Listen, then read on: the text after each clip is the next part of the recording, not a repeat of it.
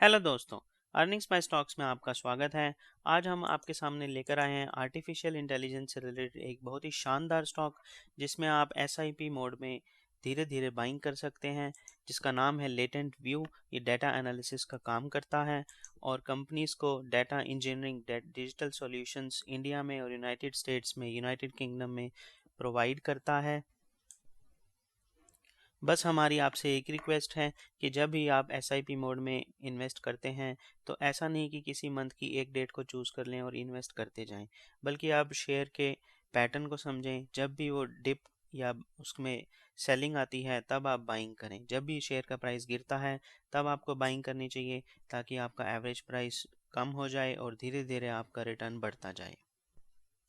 तो हमारी आपको सलाह है कि आप जैसे ही 10% का डिप आए तो उसमें बाइंग कर सकते हैं। इसका हम अगर बिजनेस मॉडल की बात करें तो एक बहुत ही यूनिक बिजनेस मॉडल है जो डाटा का एनालिसिस करता है, जो कंपनीज को कॉस्ट कटिंग में हेल्प करता है और कैसे कंपनीज अपनी प्रॉफिट बढ़ा सकते हैं, वो सब सुझाव कंपनीज को देता है।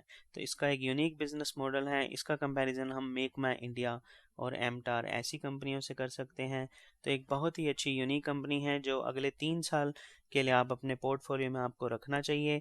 इसमें हम टारगेट से नहीं बल्कि टाइम के हिसाब से बाइंग करनी चाहिए। बाइंग के हिसाब टाइम के हिसाब से ही हमें इसमें अपना टारगेट देखना चाहिए। इसके जो प्रमोटर्स हैं काफ़ी एक्सपीरियंस्ड हैं, सभी के सभी आईआईटी और आईआईएम से एल्यूमिनाई हैं और इन पे कोई लिटिगेशन नहीं चल रहा है।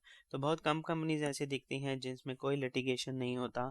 और अगर हम इस इंडस्ट्री की ग्रोथ की बात करें तो 30% की ग्रोथ इसने दिखाई है। तो आने वाले सालों में ये काफ़ी और भी ज़्यादा अच्छी ग्रोथ दिखा सकता है।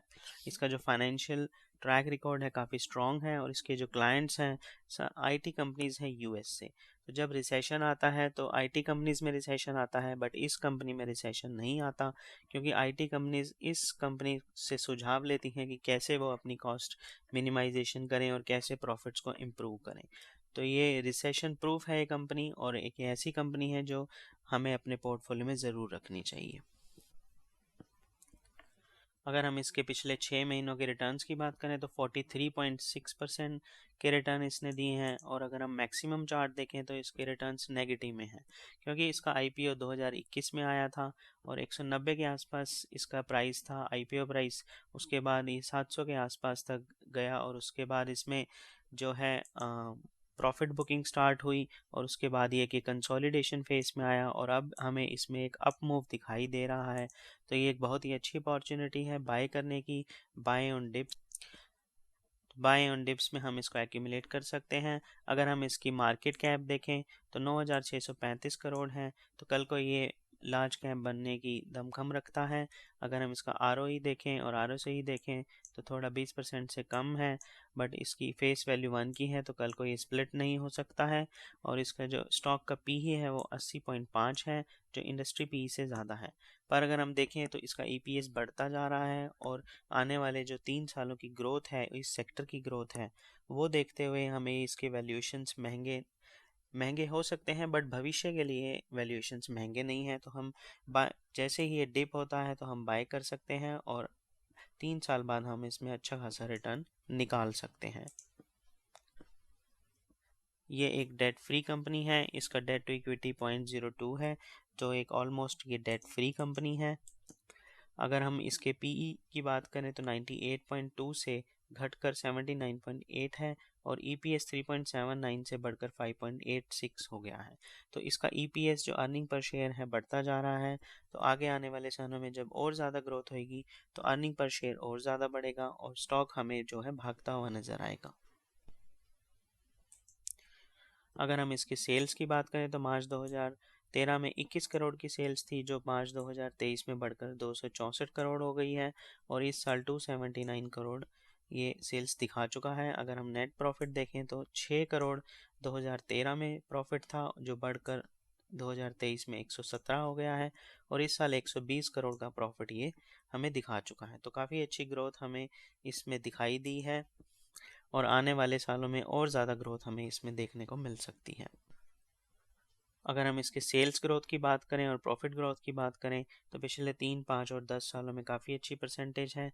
इसका CAGR पिछले 1 साल में 24% है, जो काफ़ी अच्छा है। अगर हम इसके रिजर्व्स देखें तो 1018 करोड़ के रिजर्व्स हैं और 24 करोड़ की बोरोइंग है, तो ऑलमोस्ट ये डेट फ्री कंपनी है। हम इसका शेयर होल्डिंग पैटर्न देखें तो 65.74% प्रमोटर्स के पास है और FIs के पास 1.83% जून में था, और जो बढ़कर 2.57% हो गया है, और पब्लिक के पास 30% की शेयर होल्डिंग है। शेयर होल्डिंग पैटर्न भी काफ़ी अच्छा है इसका। आइए अब हम इसके चार्ट पैटर्न को देखते हैं।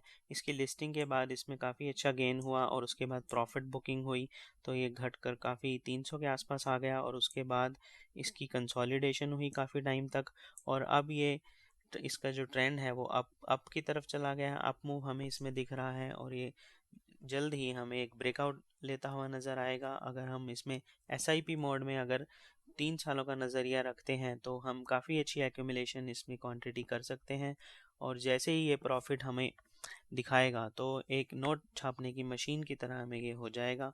तो हम बाइंग और डिप की सलाह रहेगी इसमें, और 3 साल का नज़रिया इसमें ज़रूर रखें। आइए अब न्यूज़ की बात करते हैं। एज ऑन September 30 इसका जो कैश इक्विवेलेंट्स था वो 644.2 करोड़ था, और इसमें CNBC में इसमें कहा है कि इस कंपनी में एक कॉरपोरेट डेवलपमेंट होने वाली है बहुत ही जल्दी, और कोई इन्फ्लुएंशियल HNI इन्वेस्टर है इसमें, एक्टिव बायर है, और ये स्टॉक जो है हमें एक लॉन्ग टर्म अप मूव की तरफ इशारा कर रहा है, और and we are looking at targets of 600 plus in the coming months, and we suggest accumulating with a stop loss of 400। तो बाय ऑन डिप पे आप इसमें एक्यूमुलेट करते रहें। अगर हम स्ट्रेंथ्स की बात करें तो इसका प्राइस जो है शॉर्ट, मीडियम और लॉन्ग टर्म मूविंग एवरेज से ऊपर है, तो एक बुलिश मोमेंटम हमें इसमें दिख रहा है, और ये कंपनी जो है लो डेट है या डेट फ्री है। जो इसका रिवेन्यू है वो पिछले लास्ट 2 क्वार्टर से इंक्रीज़ हुआ है, और इसका नेट प्रॉफिट जो है वो भी लास्ट 2 ईयर में इसका इम्प्रूव हुआ है, और इसके जो प्रमोटर्स के शेयर्स हैं वो उसमें कोई भी प्लेज नहीं है, और FIs और FPIs ने इसमें शेयर होल्डिंग बढ़ाई है। अगर हम एनालिस्ट की रेटिंग की बात करें तो 100% एनालिस्ट ने इसमें बाई की रेटिंग दी है, और इसका जो शेयर प्राइस का फोरकास्ट है वो 515 रुपये है, तो काफ़ी अच्छा इसमें हमें रिटर्न मिल सकता है। 470 से इसका 515 प्राइस जाता है, तो काफ़ी अच्छा रिटर्न है, और आने वाले दिनों में हमें ये प्राइस 900 तक भी जाता हुआ दिख सकता है। अगर हम टेक्निकल इंडिकेटर्स की बात करें तो डेली, वीकली और मंथली बेसिस पर जो मूविंग एवरेज है और मूविंग एवरेज क्रॉसओवर है और अदर टेक्निकल इंडिकेटर्स हैं वो हमें सब के सब बुलिश मोमेंटम की ओर इशारा कर रहे हैं। तो ये एक जो शेयर है ये एक कंसोलिडेशन फेज से निकलता हुआ हमें नज़र आ रहा है, तो अप मूव इसमें हमें दिख रहा है, तो ये एक बहुत ही बाइंग अपॉर्चुनिटी है हमारे सामने। बट हमारी आपको सलाह है कि आप एक साथ इसमें इन्वेस्ट ना करें, जैसे ही इसमें थोड़ा डिप आता है वैसे इन्वेस्ट करें, और फिर थोड़ा वेट करें, और जैसे ही डिप आता है फिर इन्वेस्ट करें, ताकि एक अच्छी क्वांटिटी आपके पास एक्यूमुलेट हो जाए और अच्छा रिटर्न आप निकाल सकते हैं। अंत में दोस्तों डिस्क्लेमर देना चाहेंगे, ये कोई बाइंग और सेलिंग की रिकमेंडेशन नहीं है। ये वीडियो सिर्फ एक एजुकेशनल पर्पस से बनाया जा रहा है। अगर आपको वीडियो अच्छा लगे तो दोस्तों शेयर करें, लाइक करें और सब्सक्राइब करें। Thank you.